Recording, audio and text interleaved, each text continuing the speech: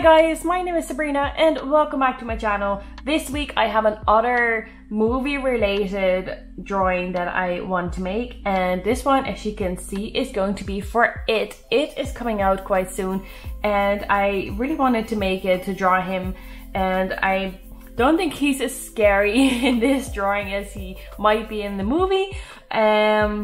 But that's just the way it is. It just turned out like this. I do like the drawing. I'm quite happy with the line art. So I'm just going to go ahead. I really don't know why I do this to myself. I have no idea how to draw a grey skin color, and he's got like, when you look at the reference pictures, because I did use a reference for this, he's got like dark patches on his head as well. I don't know how I'm going to tackle that problem, but we'll find out, I suppose. We're going to see how well this is going to turn out. I always start with the skin color.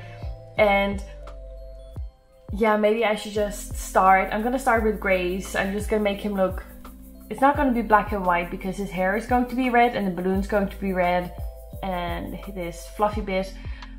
But yeah, we're going to see how it turns out. So let's get to it.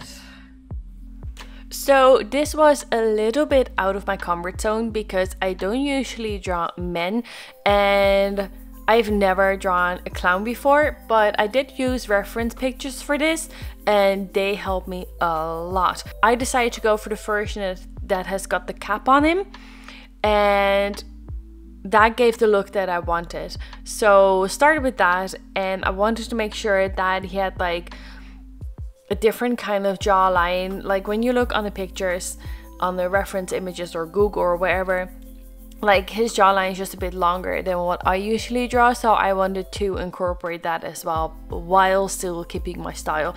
Now the eyes are smaller than I usually make, and they're more, or they're closer to looking like actual human eyes, I suppose. More realistic is the word I was looking for. It suited the drawing more than my usual eye style for this. So I'm really happy with how that turned out. The line art went pretty, I want to say pretty fast, but it still took like 3 hours. And I don't know why I'm so slow, maybe because I want it to be as perfect as possible, but I'm quite happy with how it turned out anyway. I went with one highlight in the balloon in the end, and I did put all the lines in for like his collar and like his cap that he's wearing, so I had like references to use that, and turned out pretty good, so I'm quite happy with that. But then it was time for the actual coloring in, and I could not decide on how to start because the clown is so incredibly pale. It's pretty much white, and there were so many different versions of him on Google for reference images that I wasn't quite sure how to do the coloring, and I haven't really worked with like highlights and like shadow areas that much. Like I have my own version of like highlights I don't really do, but like shadowy areas, and now I really had to overcome that and just do it. So after a few minutes of hesitation, I decided to just start and go in with like the lightest gray I had. I made it a cool gray, so it's cool gray 0 that I've used, and I was like, I'll start with this and I'll blend it out with my colorless blender and see where it's heading. And I want to make sure that the most important areas of the face were in shadow, so like the sides of the nose, and he's got like a really obvious crinkle in between his eyes, so I want to make sure that was done too. And then I built from that, so I put the darker colors around, and his underneath, well, the underneath of his eyes are darker as well, so I want to make sure that was done too. Now I think in hindsight I could have made them darker, but like hindsight is 2020. But after that, once that was done, I did the cap, and once the cap was done, it was pretty straightforward really. I just did the outsides with the shadowy bits, and then the creases I wanted to do some shadow in there as well. After that I went on to the eyes, and for the eyes I wanted to have it kind of like an evil look, so that's why I went for the yellow and the red as well. And I believe that some of the reference pictures do have the yellow and the red. I don't know if that's in the actual movie as well, I kind of forgot, to be honest, but that's what I went for. And You won't see me put in the highlights in this video. I did them at the end though, so I'll include a picture with the highlights in them too, and with the teeth colored in. So those were two bits that I don't know, just completely forgot. I don't know what happened, but sure, it happens, I suppose. And then for the red marks and the lipstick on his face, I used 2 shades of red. So the reason for that is because the first shade of red was just a nice red, but it was too light for what I wanted. So the second shade of red was more, it had like a purple hint in it, and I wanted to have like the really red base down first so I could draw color from that as well, and like the purplish hint would not be as visible as it would be if you just put that one down on paper. So once that was done, I was pretty happy with the result. I kind of like how it looks, and that was like my biggest hurdle, just the face. I wasn't sure how to tackle the face, and you just have to start somewhere. You just have to go for it, and I was really hesitant, and I don't know if anyone else out there has got the same thing, but I really doubted if I should start doing this, and I started doubting how I should do it, and I was like, oh my god, just put the marker on the paper, just go for it, and you'll go from there, you'll figure it out. And that's kind of how you learn, I think. But after that I went on to the hair, and for the hair I did not want to have it the same kind of red as the marks on the face or as the balloon. It's more like orangey, and I think that's the right call to make as well. I think this is, in my mind, how he should look. Maybe in the movie it's a bit more red, but this is what I liked for this drawing anyway. Yeah, it suits him, it's nice. So I went from left to right pretty much, and the biggest areas were the hardest because you have to try and keep them blended as good as possible, and because you color in that big area in one go, to have that layer done as nice as possible, the blending or the marker kind of dries up, and then the blending is a bit harder. So I think that was kind of happening a little bit there, but it didn't turn out too bad. I did have to go over it a few times with my marker, so you can see me go from light to dark and then going over with like the lighter version a couple of times, because the middle version kind of made new lines and I did not want that to appear as much, so I wanted to smooth that out a little bit. And it's so nice to see, so satisfying to see how the really light color is not the color of the actual hair and how the total picture looks like. It's just a highlight, and it's just exactly that, and it just turned out really nice, so I'm really happy with that. And once the hair was complete, I moved on to the balloon. I kind of wanted to move from left to right in the picture and from top to bottom, so that my hand would not smudge over any of the marker and it would not get wet, and there wouldn't be a risk of me picking up color with my skin and placing it anywhere else in the paper.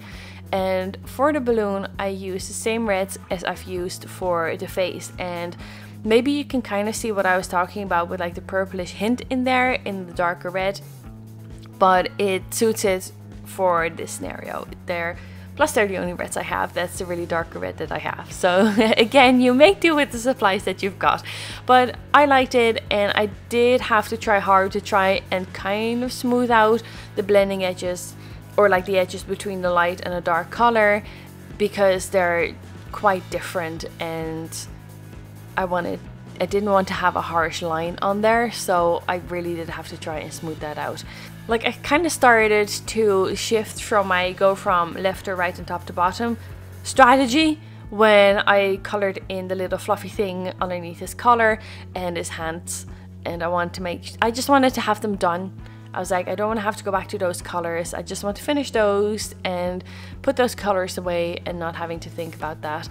And for the color, I did not want to use the same colors or the same shades of gray as I did for his skin, because I thought that would look too boring, too plain. So I decided to go for more like a creamy look to the color, and like it was fading. And maybe one day a long time ago it used to be white, but now it's kind of fading into like a gross creamy colors. So that's kind of what I was looking for there. And it worked, it worked. I went in with E40 and E43, and those are kind of the two creamy colors that I've used, and I applied the lightest color to the whole thing, and then with the E43, which is the darker shade of that, I made the shadow areas, so to give some depth to the drawing.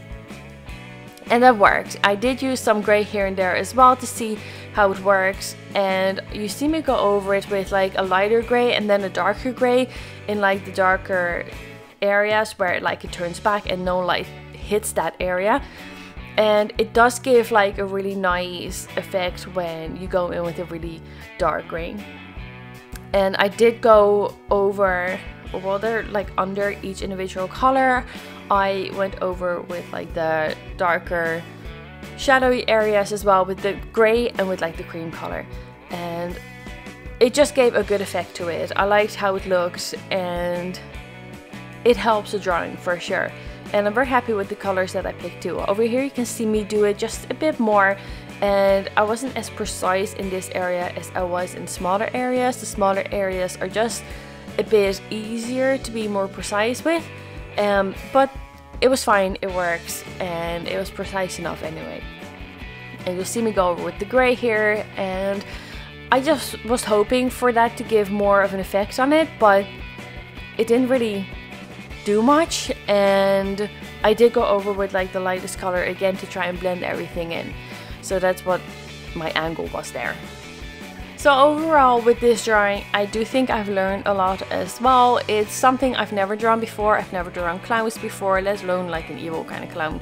So this was really great to practice, and really great to practice the shadowy areas on the face too, because that was the biggest hurdle. So I knew I had to tackle that first, and I'm so glad I did. Like, it really will help me in future drawings, and it's just amazing how you can see yourself improving all the time. I just love it. It's really great. So I can't wait to draw my next drawing. I'm trying to get ideas for that already, and yeah, I love it. I'm just having so much fun with this.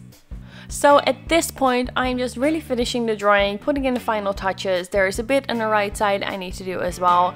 And we're nearing the end of the video already. I really hope you enjoyed this video.